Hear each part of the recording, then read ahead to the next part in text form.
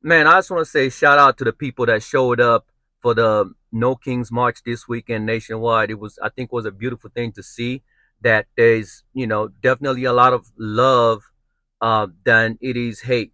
You know, especially on a time like this. Especially with the way this new administration is handling things and the way they're handling, in particular the ICE situation. We've seen it on the news. We've seen it live. You see people, hardworking people, getting harassed, and families getting disrupted.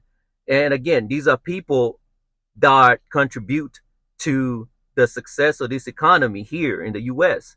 So, the original promise was that they were gonna get the drug dealers, the street thugs, and clean that up. But that's not what they're doing. They're going to construction sites, shelters, restaurants, schools. That's not right. You know what I mean? This is just people just out there just doing whatever it is, because this kind of hate, man, we cannot let that win.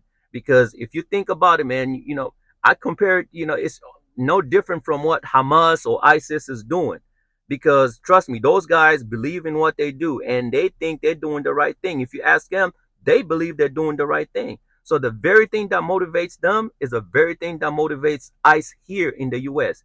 And we cannot just let that be the new norm, man. These people don't deserve it.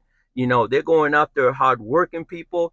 And again, these people have families, and we don't know. There's no due process. Now, if you think about it, right, like if they can do this in front of all these millions of cameras and millions of people to see over the world, all over the world to see, guess what they're doing? Can you imagine what they're just doing to them behind the scenes? You know what I mean? And I don't think anybody deserves that. So it was just beautiful to see, man. And I think, to see the love and support for, for those people that need it the most, especially now. And so, let's, I said, I encourage everybody, man, speak up for what's right, stand up for what's right, fight the fight. You know what I mean? And we cannot let the bully get their way. Period.